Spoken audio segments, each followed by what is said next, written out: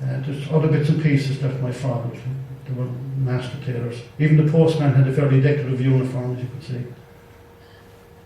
Huge business at the time. Now, my interest in the RIC came that day, and that my father brought me to this Kerrigan RIC station, and that's as it would have been at the time in 1910, and that was attacked by the IRA.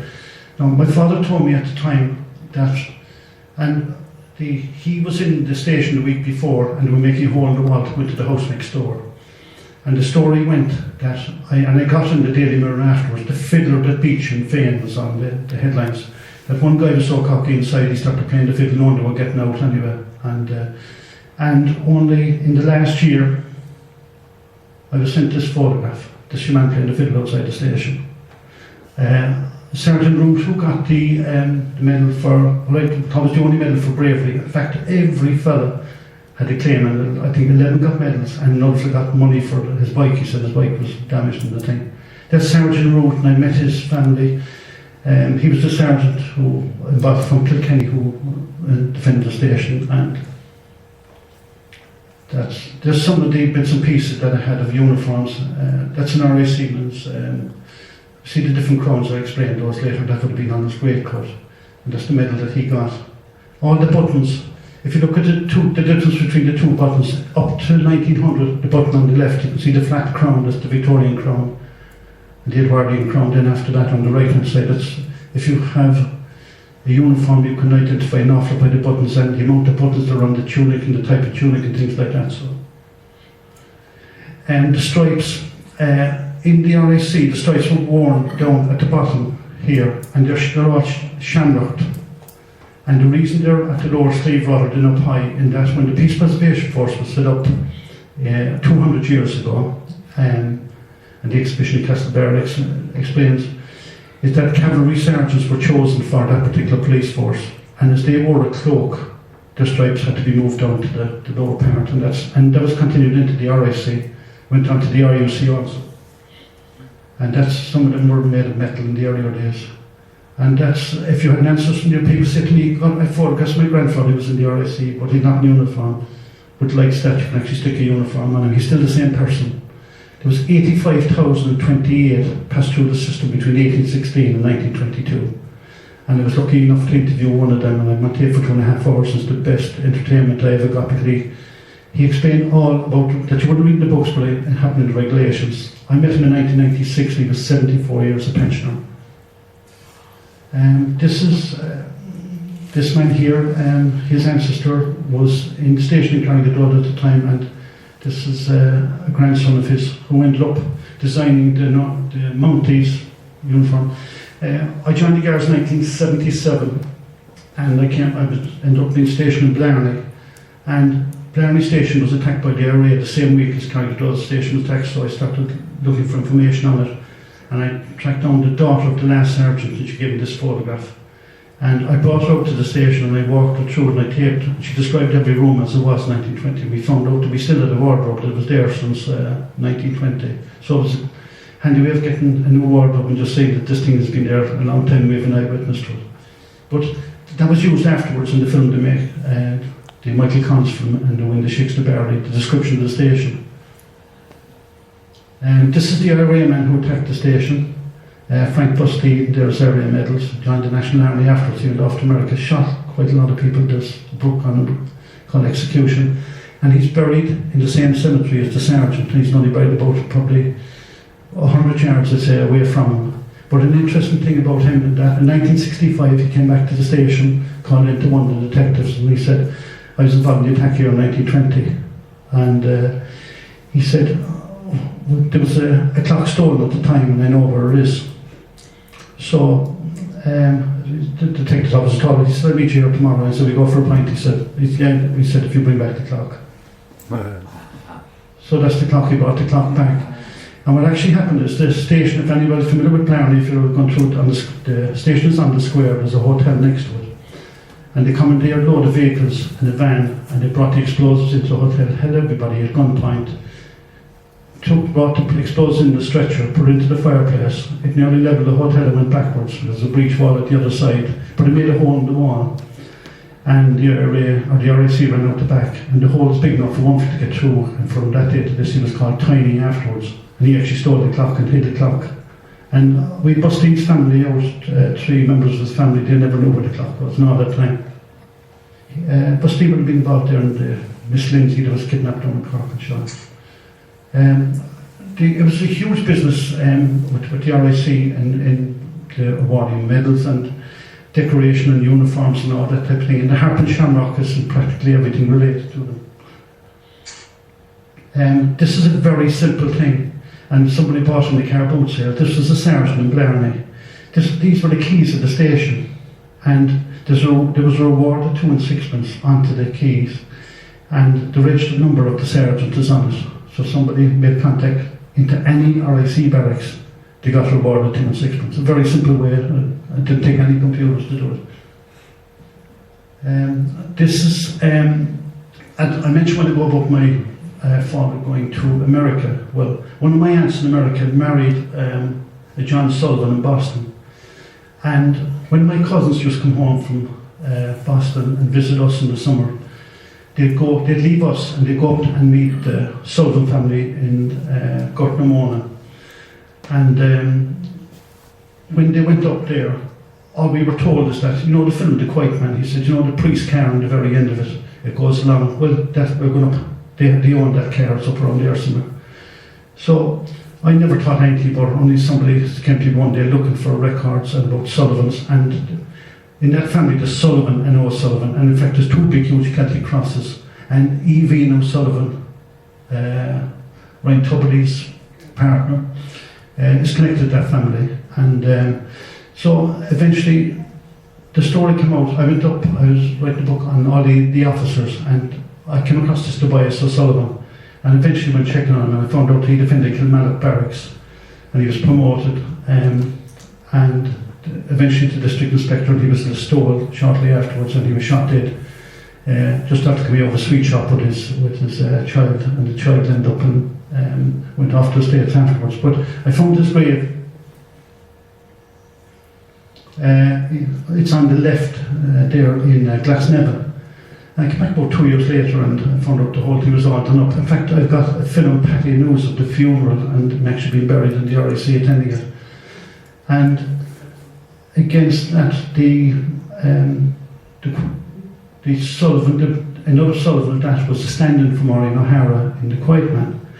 On my mother's side, one of the managers of Ashford Castle was another cousin, and Maureen O'Hara seemed to be chasing me around. I have to admit, I slept in her bed.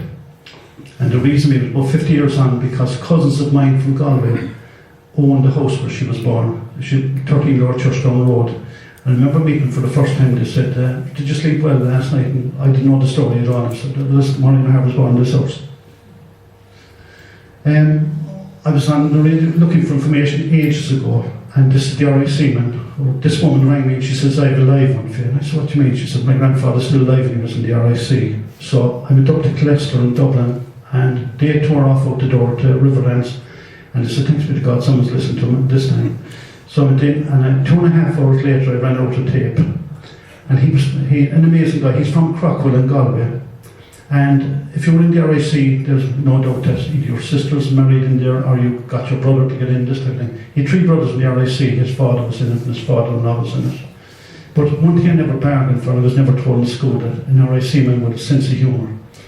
He had his pinstripe suit, his cane, he had Dan Breen's description off by heart, and very, very lucid. But he told me some wonderful stories about his time, first of all in the depot in Phoenix Park, and then afterwards when he was stationed in Rathdrum. And he said he was above in Phoenix Park, and they were out marching, and the instructions were left, right, halt. But then there was another tap, a fellow on the step, and the drill sergeant was tearing his hair out at this stage, and he was next to Larkin. This fellow was doing all the walking, missing his steps.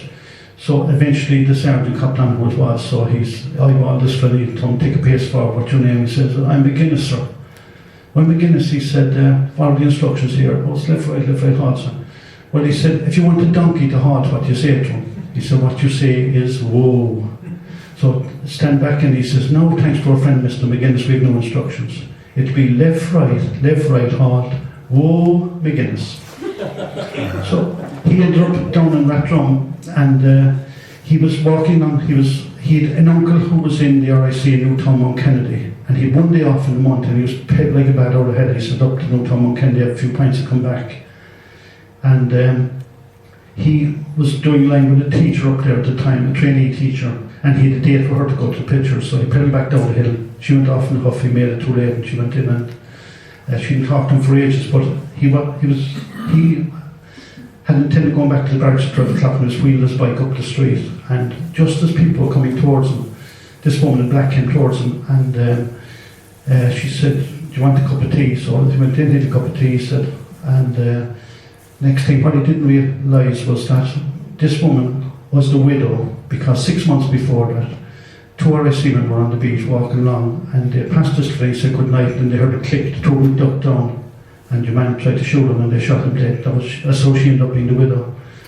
But he said three of the biggest steps he ever had to climb was afterwards was to apologise to the teacher. And he saw one night, he said he was passing on the beach, saw her inside in through the window, he said a lamp inside, and but there was one guy in the station wrecked his head. He was talking about the widow the whole time. And when they came to be disbanded, he ended up going off mind the teacher and was about, he settled in Ballyhaise and retired up there. And the fellow who was annoying about the widow ended up marrying her afterwards.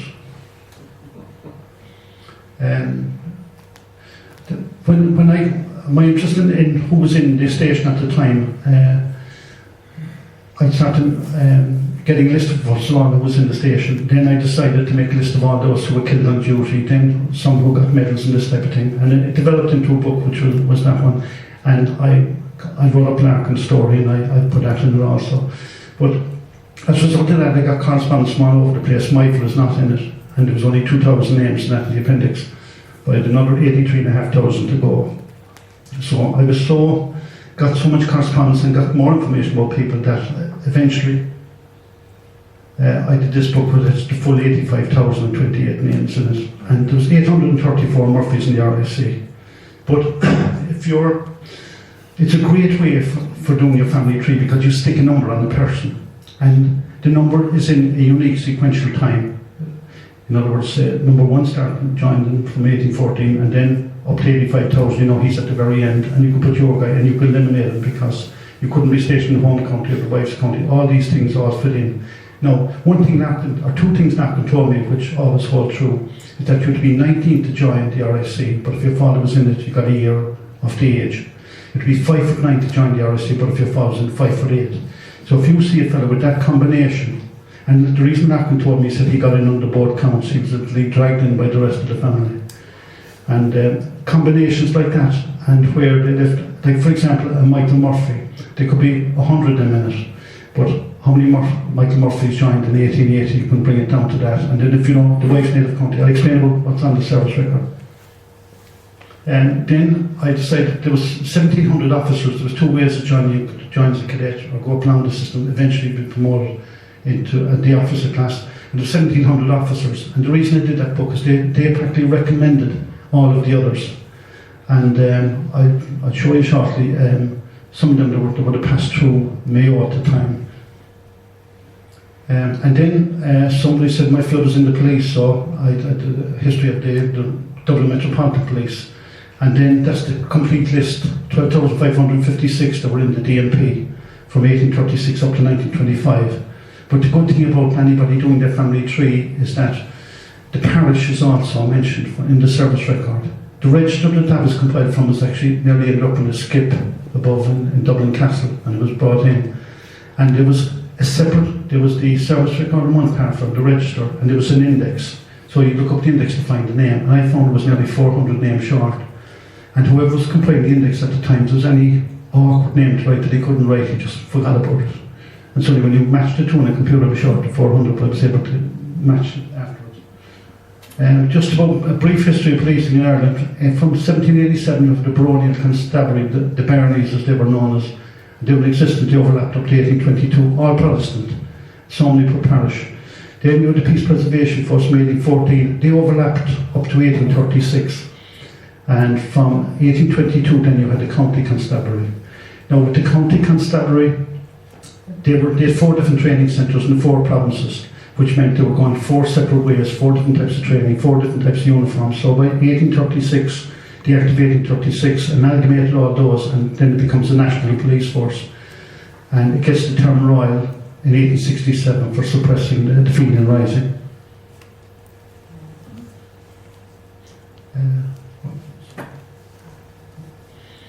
Just other police forces that were in Ireland at the time, if you find your fellow was not in the RIC, or the DMP, you had the Dublin Police before that in 1786, you had the Dublin Metropolitan Police in 95, you had the Irish Revenue Police known as the Puccine Hussars, about 2,000 policemen chasing puccine makers, west of the Shannon mostly, because there was a circular came out in 1836, have no problem with puccine in your parish, sent to the directors of the parish and the parish police, and Norman and Cork said they had no problem in Cork or anyway down Munster, but anybody west of the Shannon said they had, and they ended up with getting revenue police. They had 2 ships going up and down the western seaboard.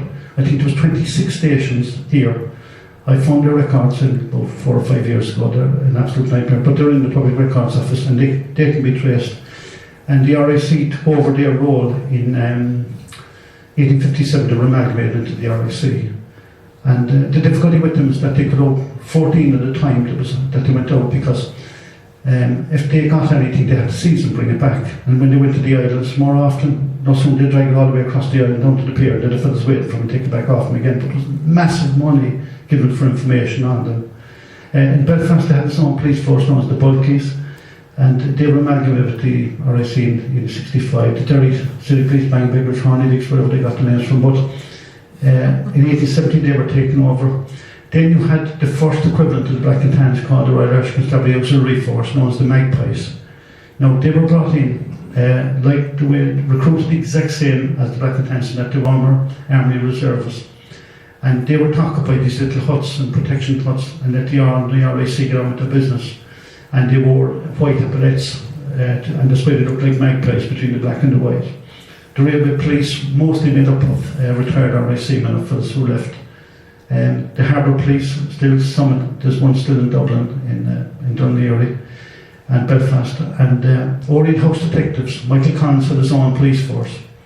When the treaty was signed, they had to protect all the members of Dáil Éireann, so they formed the Orient House.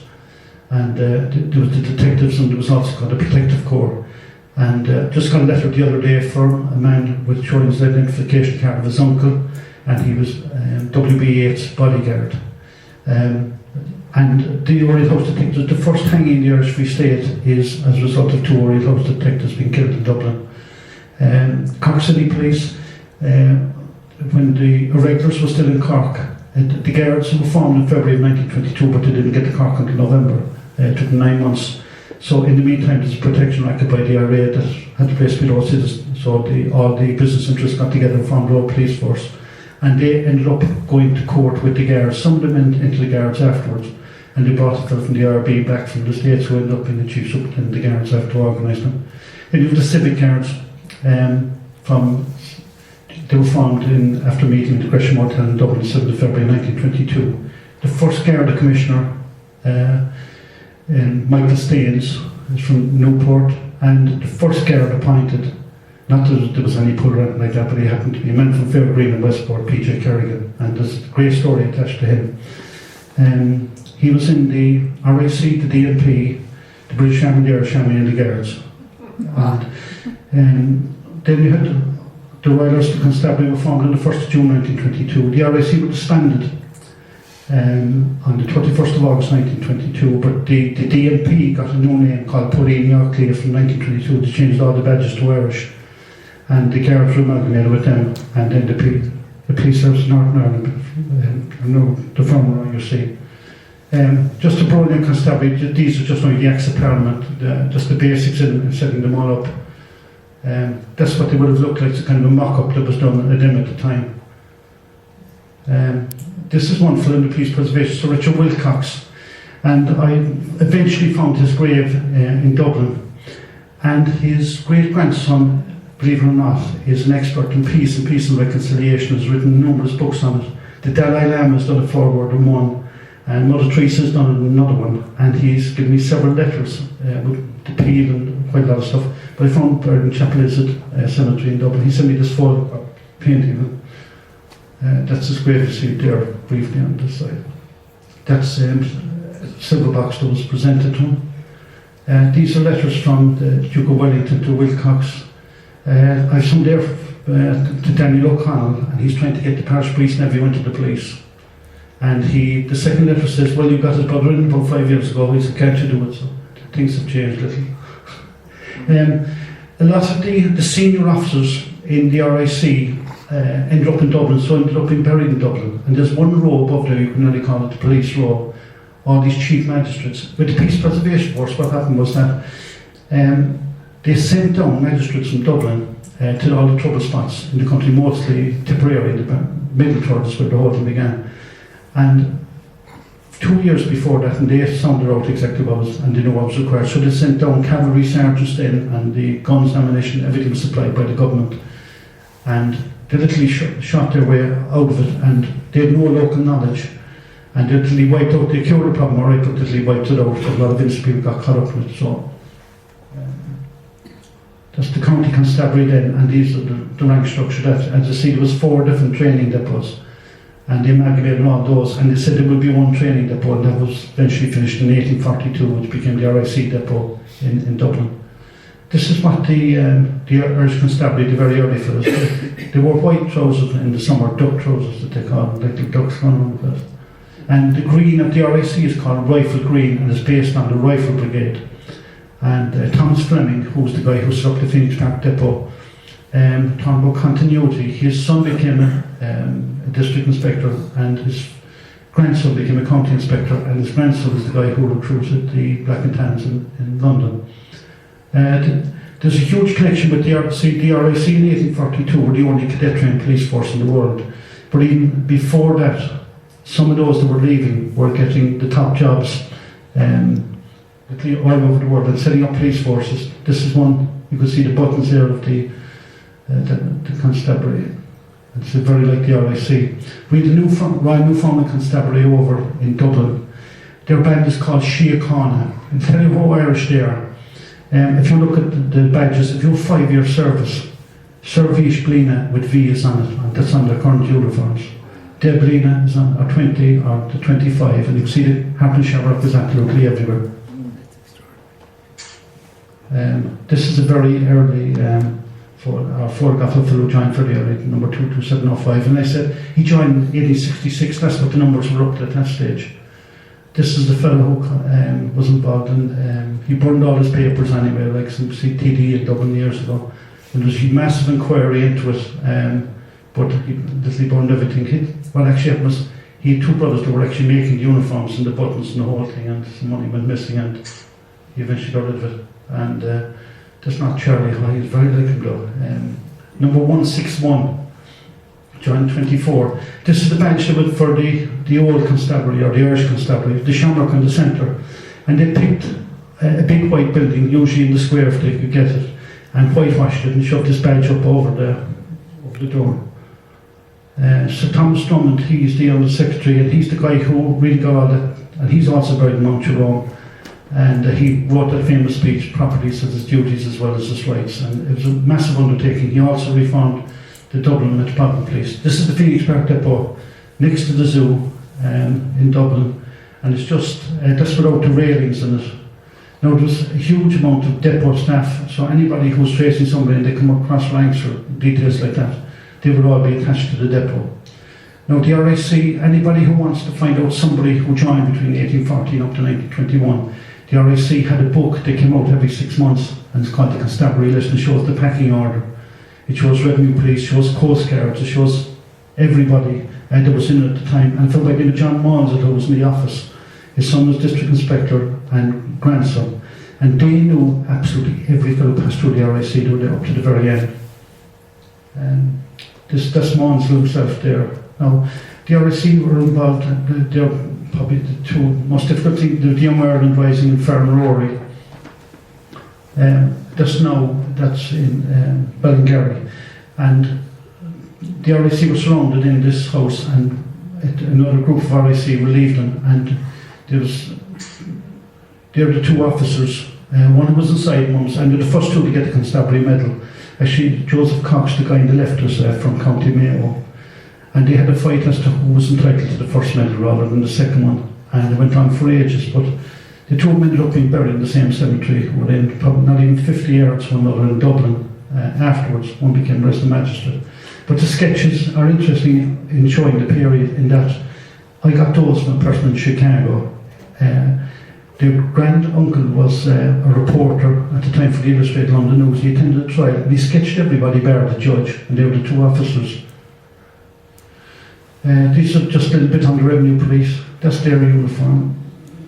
That's the way they were distributed. 1,098 men at a time, 16 counties, the counties that they were in. Their headquarters, believe it or not, is the Bishop's Palace in Dublin.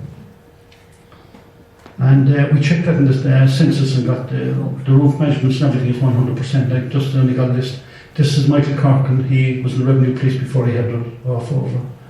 One of the Revenue Police, his father was the man who captured the fellow who assassinated the only British Prime Minister ever to be assassinated.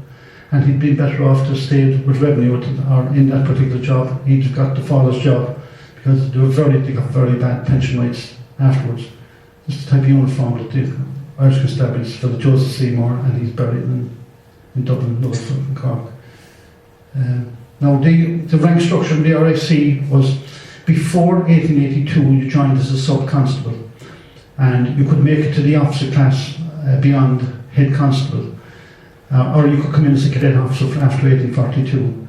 But after 1882, this is the way the rank structures would be. But before that, believe it or not, there was no such rank as a sergeant in the RIC, even though they wore 3 stripes and all that. You joined as a sub-constable, second class, and if you kept your mouth shut and your head down for a year, you end up as first class. And then you became an acting constable, then you became a constable, and after 1882, you just joined as a recruit. An acting sergeant was the next promotion, wearing 2 stripes, and a sergeant wearing 3 stripes. So therefore, if somebody finds a person as the constable before 1882 on the record, he is in fact a sergeant.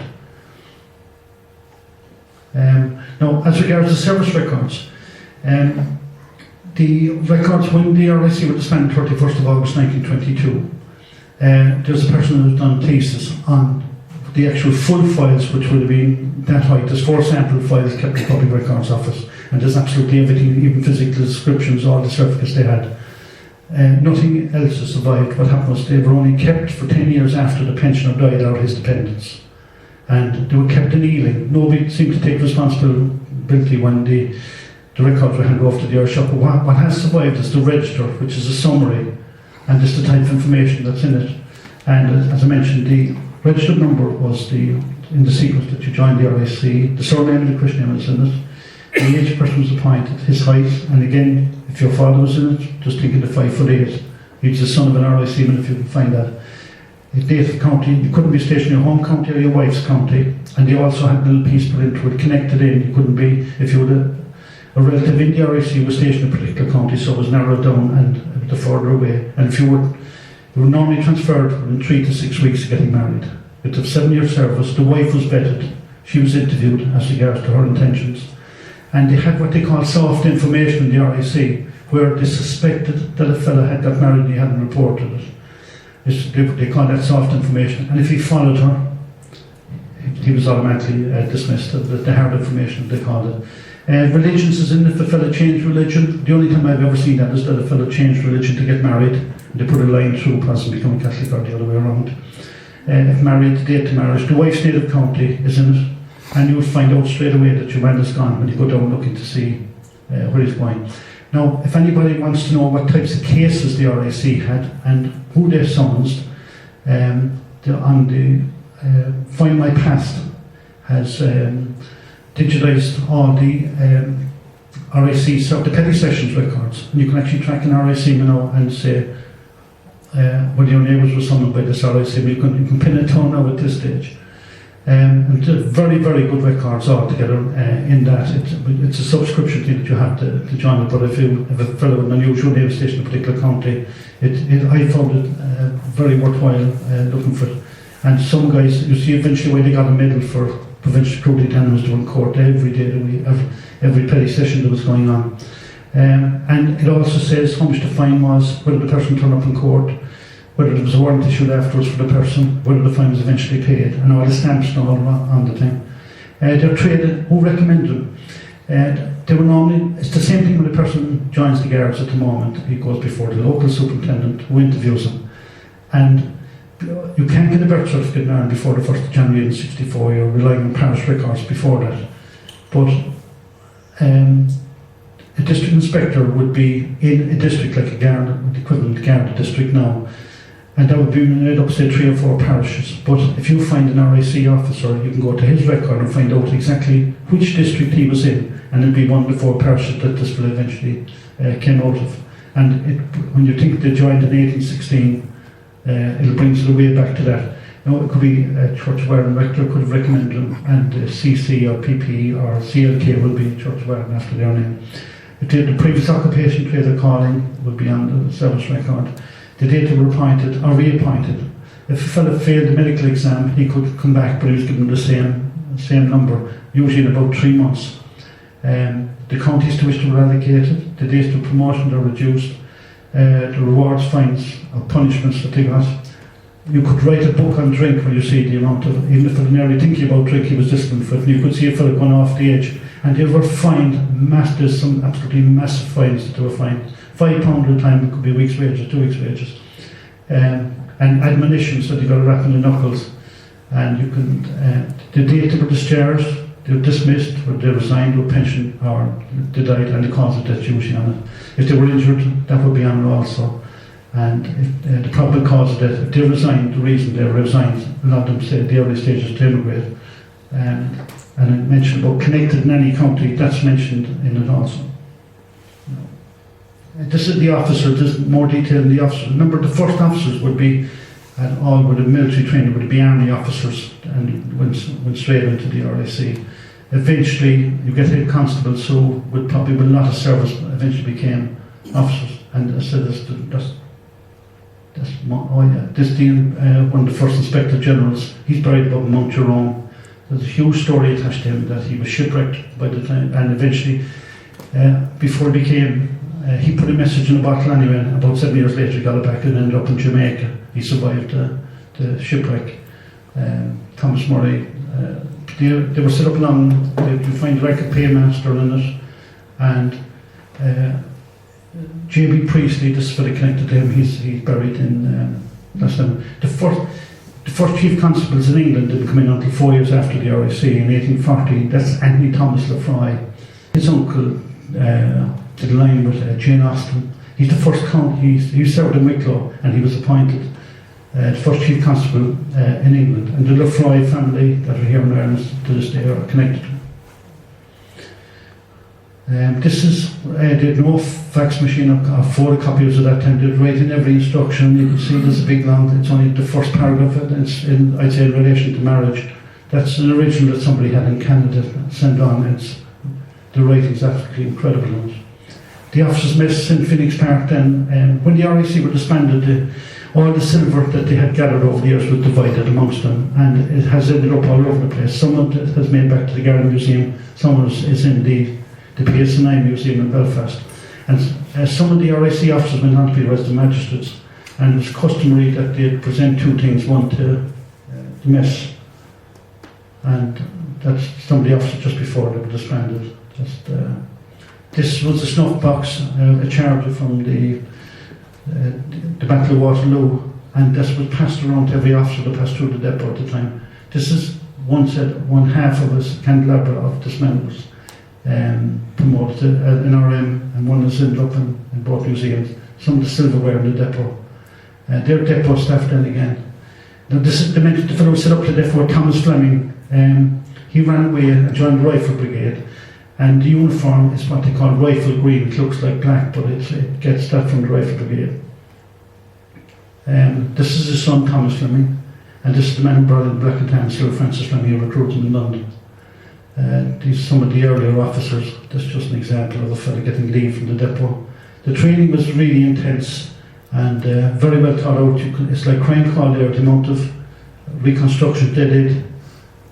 And this photograph, I give you a talk when somebody came up to me and they said, I know who that person being measured up as. He actually committed suicide afterwards. He became an officer and he shot himself with a revolver down in Gorey. You find that if one photograph is taken, there's probably 20 of it taken, and they turn up all over the place, especially with a station party. I've one in Belfast and I've 11 different variations with the caps on, caps off, named, the stations named, and everybody named in one of them. This reserve in the depot that they could go to any particular trouble area. And this was a display in 1903 when Edward VII visited. The three monarchs came here. Victoria came in 1900, Edward VII in 1903, and George V in 1911. And any member of the DMP or the RIC was on duty along the route were given a medal at the time, and they were named. 1900, 1903 were named. There was a blue ribbon, kind of St. Patrick's blue for the second one, and red and green, green with two green stripes for the 1911. That's the depot stuff. In the Crimea, 50, what we call now the military police, 50 troopers of the Constabulary of Ireland, 50 from London Metropolitan Police formed the Mounted Staff Corps in the Crimea, and they guarded the munitions over there, and that was the organs really of the military police afterwards. Now the RIC were responsible for setting up every single police force in the colonies. Charters Proof and Corofin set up the police out in British Columbia. William Coppinger, who was in the Crimea, that's his grave, he didn't make it back from the Crimea. Robert O'Hara Burke, the explorer, was in the RIC for a short time as an officer. John Mulcahy, who set up the mounted troop, he's the man with his hands folded there to the right and centre right of the photograph. That's the day after the chair of the Light Brigade. He survived it, and that's him. He's there again in it. I found his grave, that's above in Glasnevin, an unmarked grave.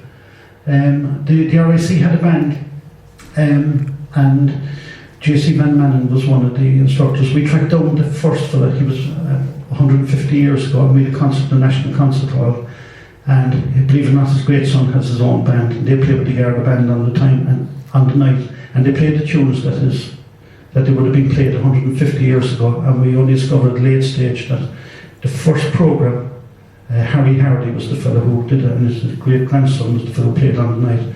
One thing we didn't bargain for, Harry Hardy had two families running two families at the same time in Dublin, and they all met up for the one night they were at the concert, and we got a head sewn up to him above Mount.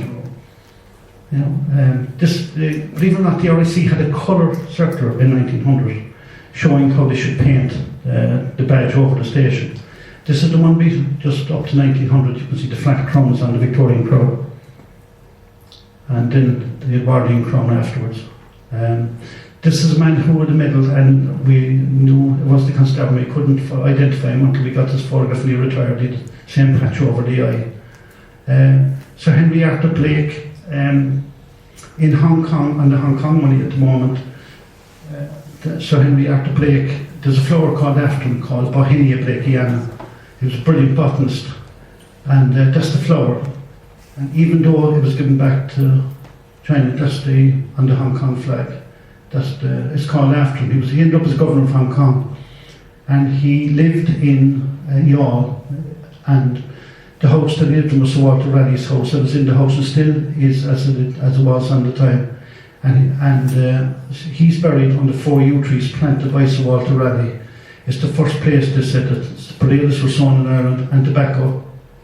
And it took me home, Martin, to stop the smoking afterwards. Clyde Coburn, the writer's connected to the family, and Clyde Coburn's two sons. One wrote a book on Saddam Hussein, another in Clinton.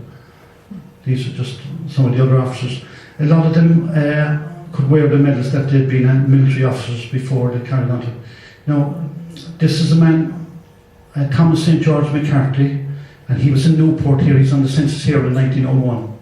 He was the founder of the GA, and I found he played Triple Crown rugby for Ireland, and he's so unfortunate that he was banned obviously from playing with the RIC, from playing the game. He attended the first meeting, but he was airbrushed out of history.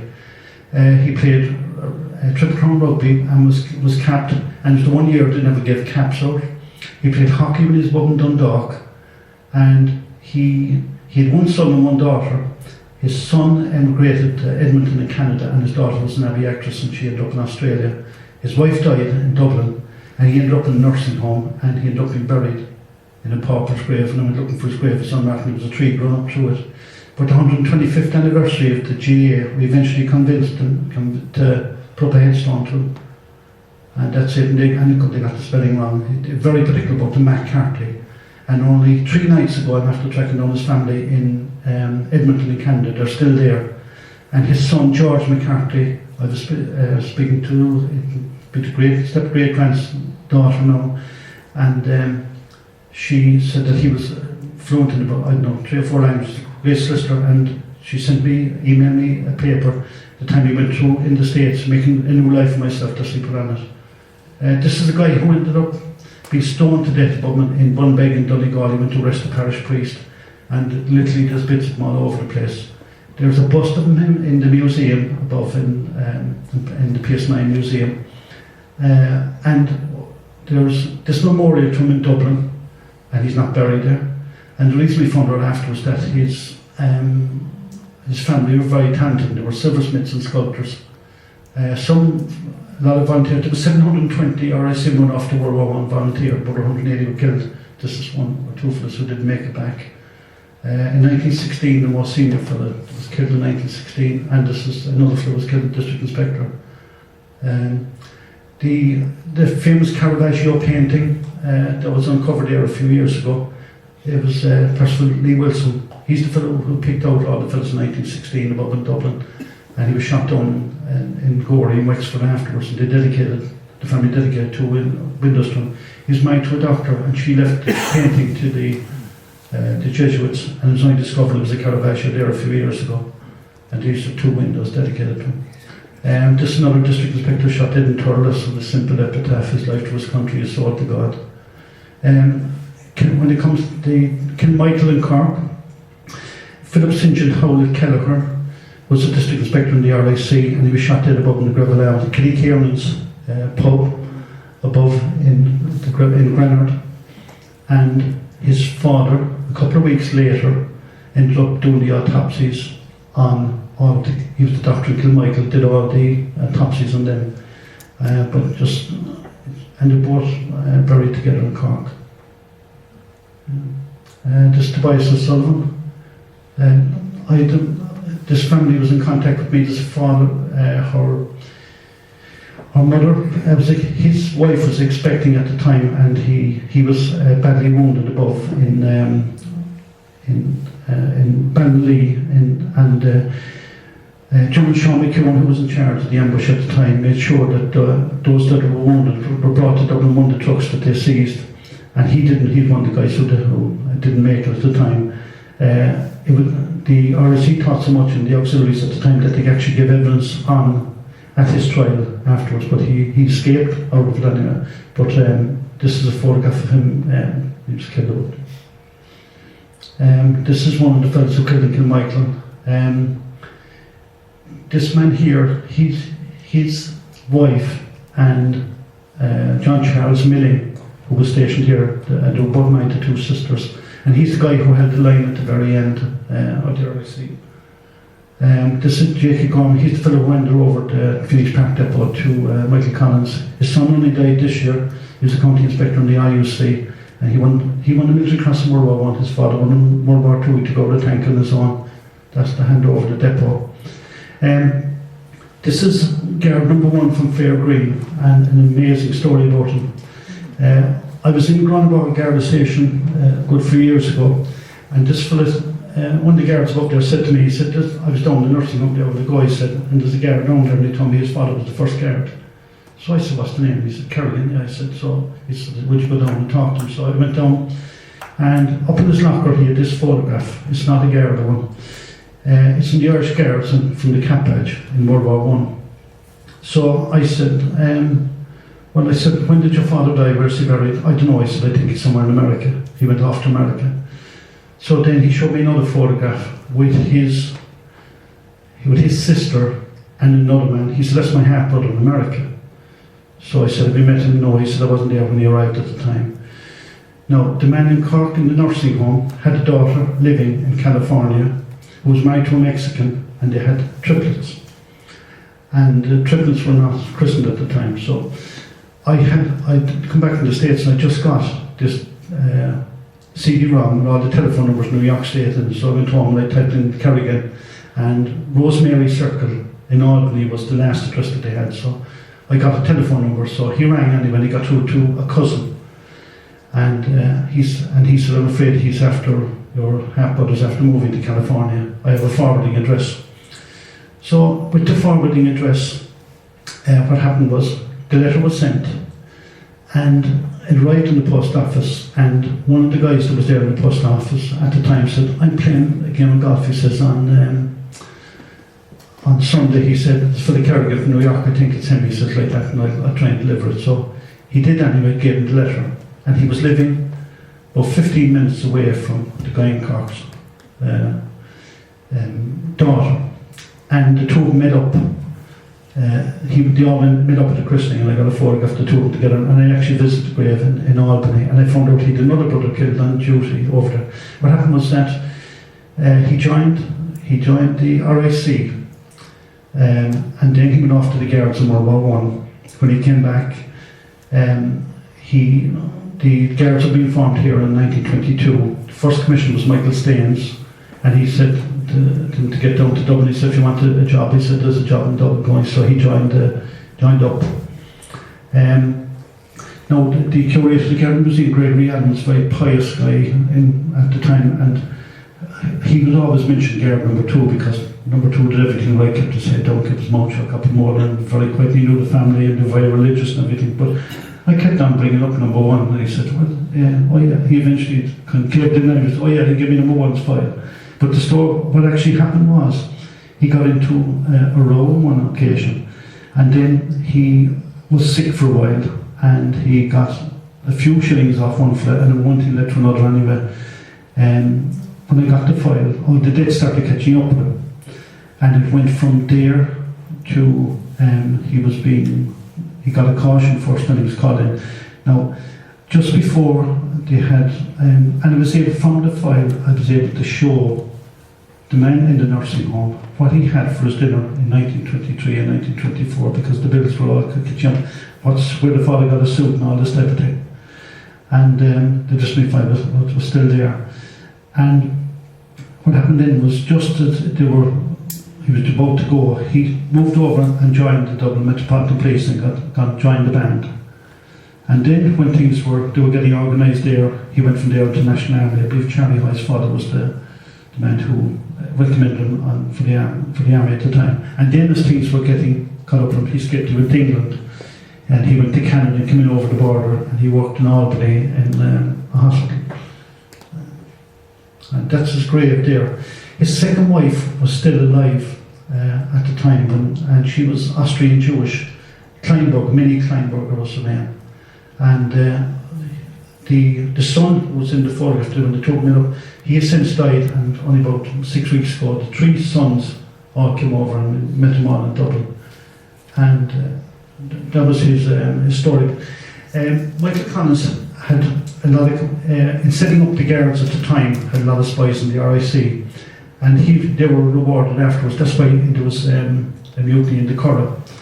And because it was on account of them getting promoted at the earlier days. No, had Collins lived, they definitely would have gone that bit further. But this is one man, Patrick Walsh, who was very dedicated to Collins. In fact, Staines resigned.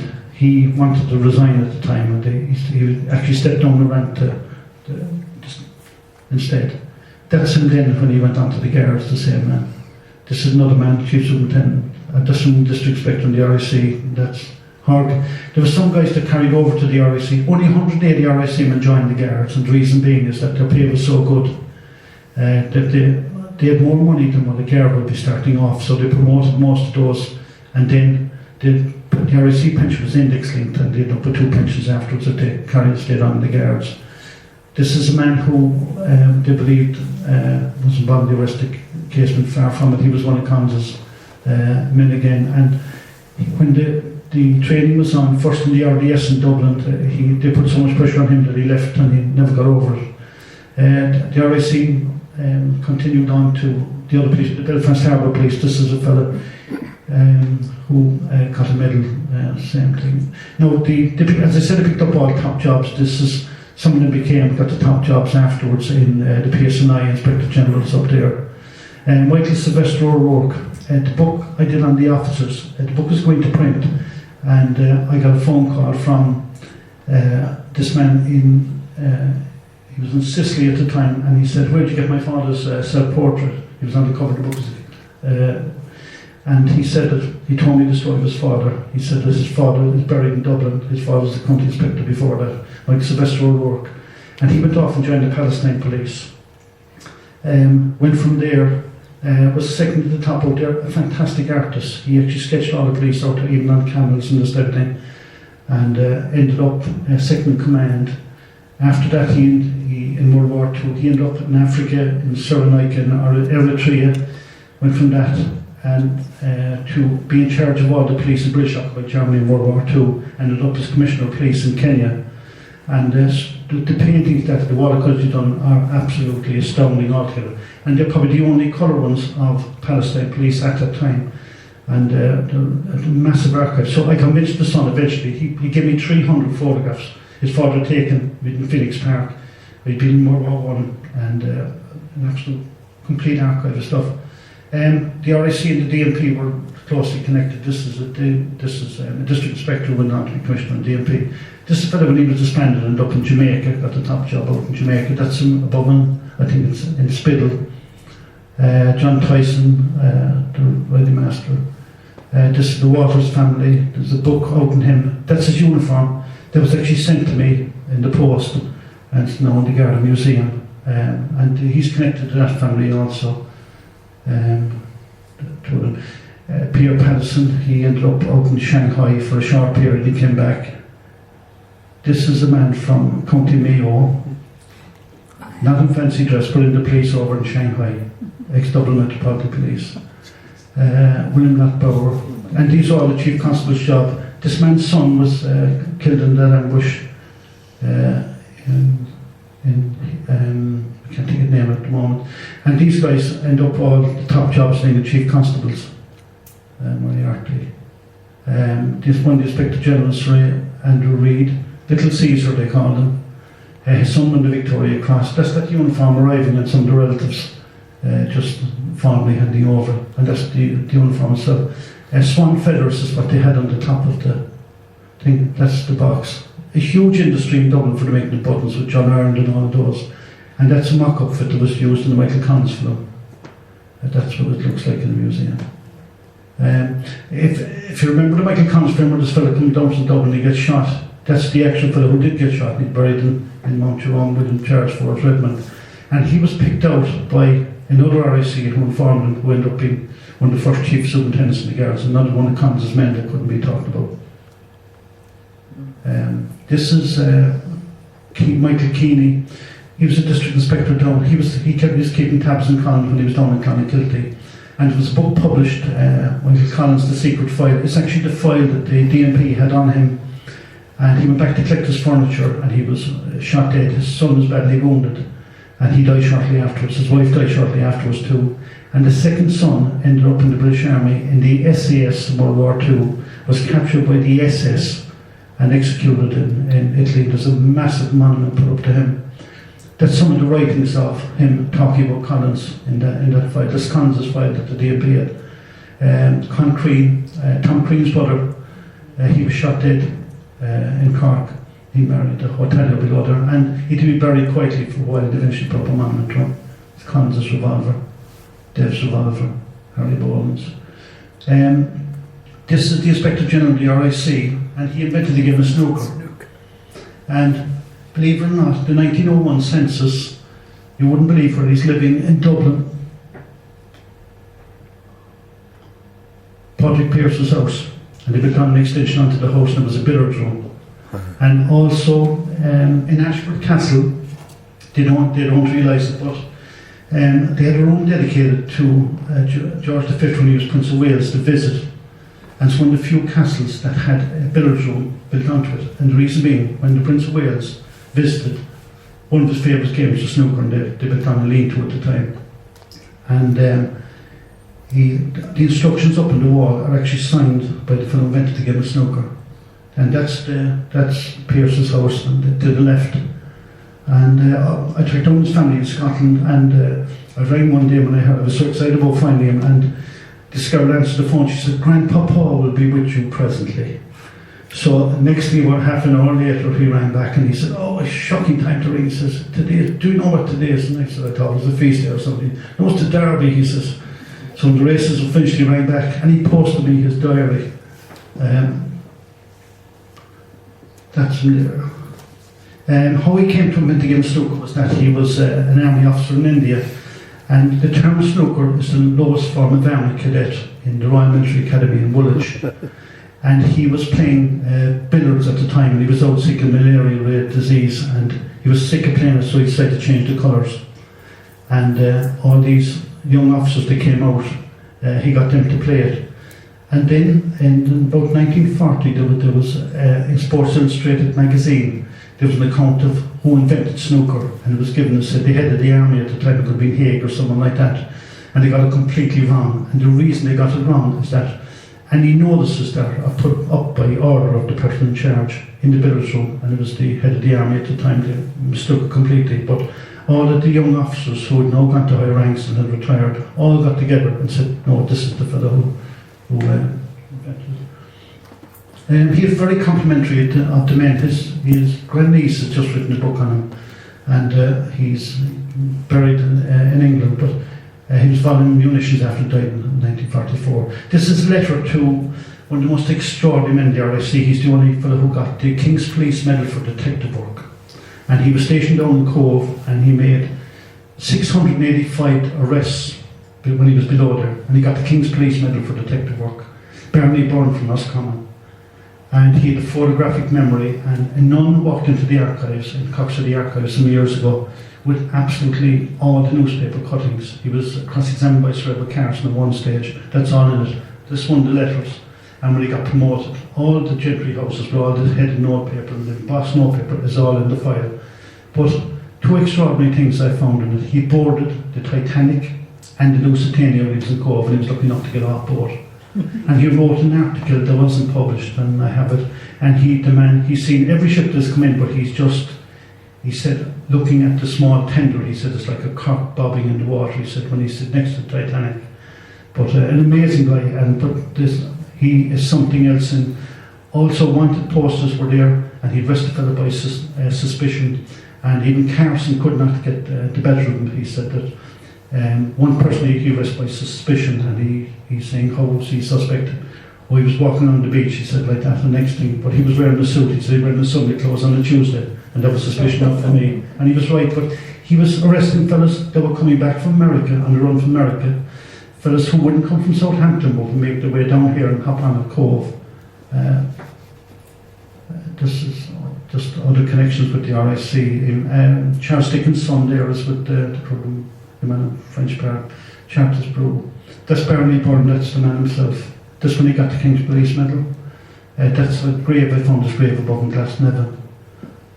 This is the man with the most Christian names in the RIC, George de Montmorency Edmund Dagg. It's only when you start putting him into a computer, he takes up about 4 lines, and he's the shortest Christian name. But anybody who wants to know how things are going on in the RIC in 1893, that's the book to look at for any RIC station in the country. And you can actually go online and download the whole thing if you want to for free.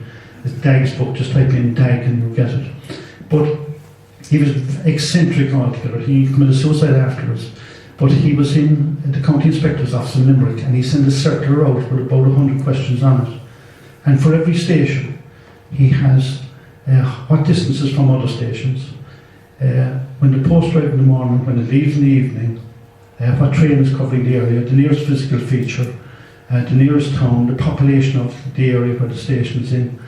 And you can actually physically, if some of the rural stations, you can actually walk and find the building as a result of it. There's a map that goes with it too, but that you can't download that one, but it shows how close. The RIC could guarantee to the monarch that they would visit every town and land in the country. That's why the network was set up. Every day they would at least visit. That's why they were so tight in keeping records and keeping movement to people. But it's an amazing book.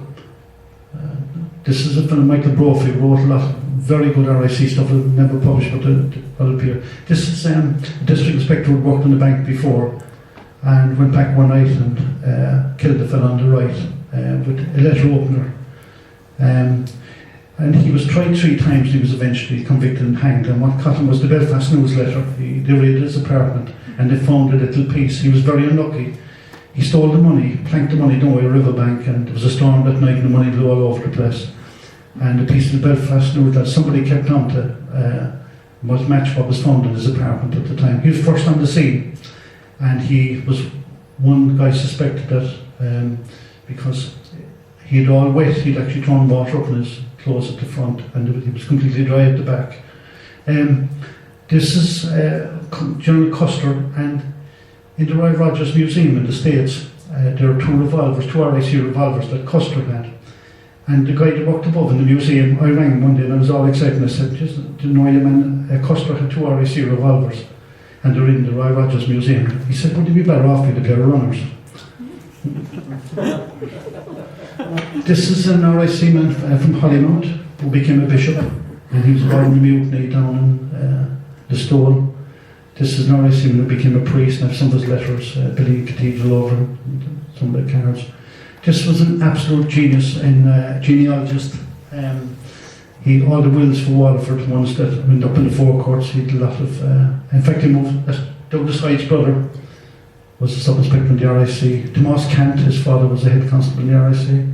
Eamon Duggan, one of the signatories to the treaty, his father was a sergeant in the RIC. Jimmy Kennedy, who wrote Red Sails in the Sunset and all of those. And believe it or not, his best friend was Dennis Thatcher. And the 2 of them were officers during World War II. And they went around London together. Francis McCoppin, an RIC from Longford, and became mayor of San Francisco, and there's McCoppin Street, several places, that's where he's buried over there. Now, Douglas Valder Duff is probably the most extraordinary policeman I'll ever come across. He looks a bit like Burr Ives, but he has had some life and some ancestors. He's Sir Roger Caseman's godchild, because his father was born out in, I think, Argentina. Or he was born in Argentina when Caseman was out. But he's written 104 books. This is one of his ancestors. Just here, just a few, I'll rush through those ones, Autumn Broadcaster, and all these battles and all illustrious ancestors going way back. But he was shipwrecked in World War I. His father was a brilliant seaman, also won some medals. And he was the only survivor of the ship. And there was a body found, and himself. And that's him there as a young fellow. You can actually go online and go down and look at the ship that sank. This is the body that was recovered. They thought he was a spy at the time. He was brought in question by the French at the time. And this is the body that was buried over in France. That's him with his father.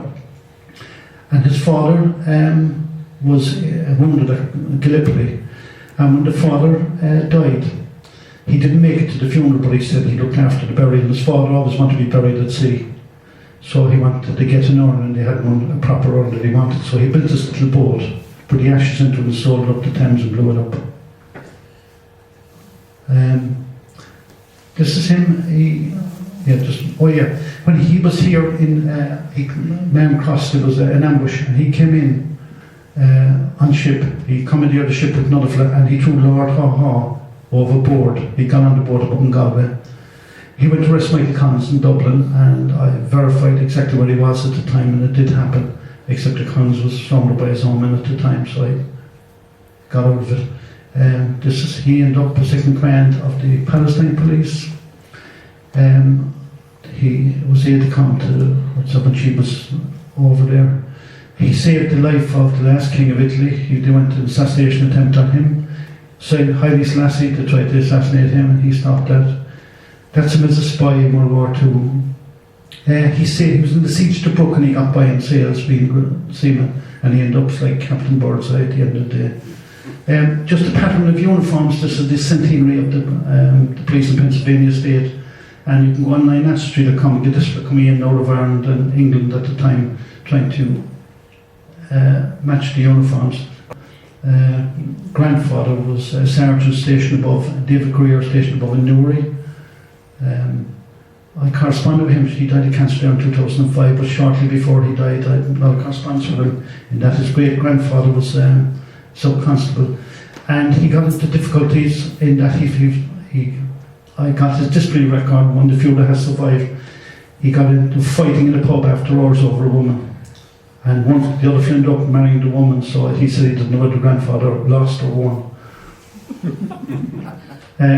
William Hill, the bookmaker, was stationed down in Mallow in Cork, and I was given a talk one night down there, and this fellow says, he said, that fellow cost me an awful lot of money, and I said, why, do you gamble? No, he said.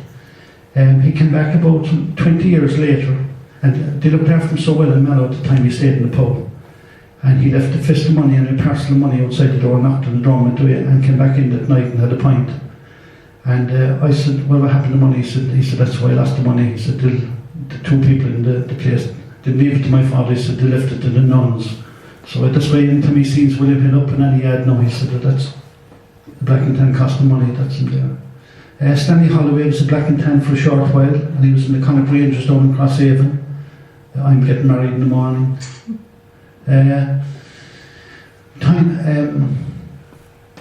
Dave Allen. I can see where he gets a sense of humour from, and why he doesn't like religion. His grand-aunt wrote about 100 odd books on religion and had his head wrecked completely. But his father had a fantastic sense of humour, David Tyne O'Malley. His father was the first baby born in the last millennium in 1900.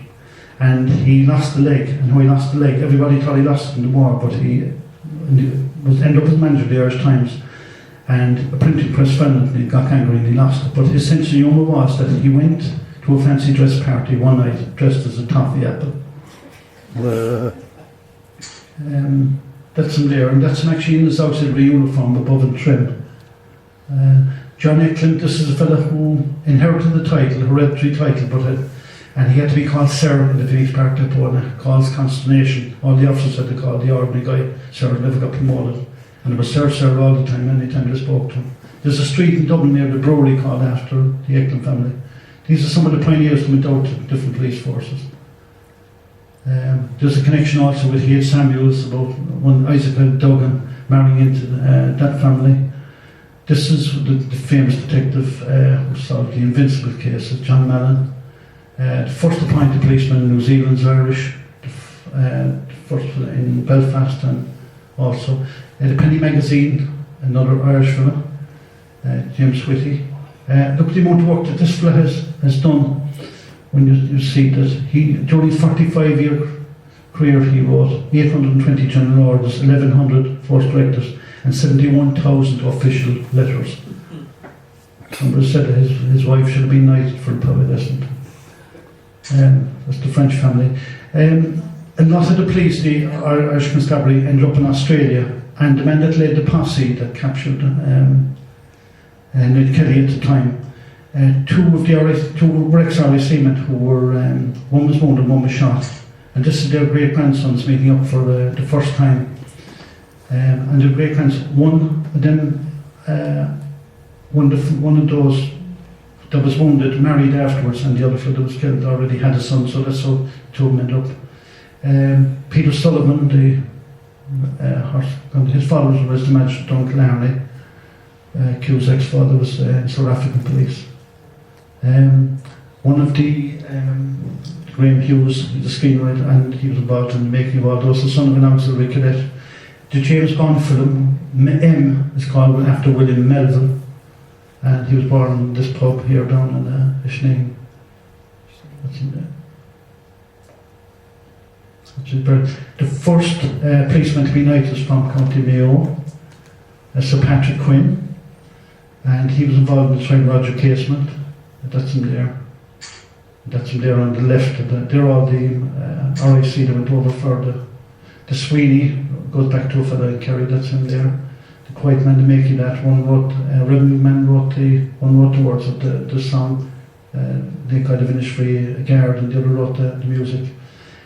Pierre Patterson, an RIC man married to Florence Belkin, and her sister was engaged to Oscar Wilde, and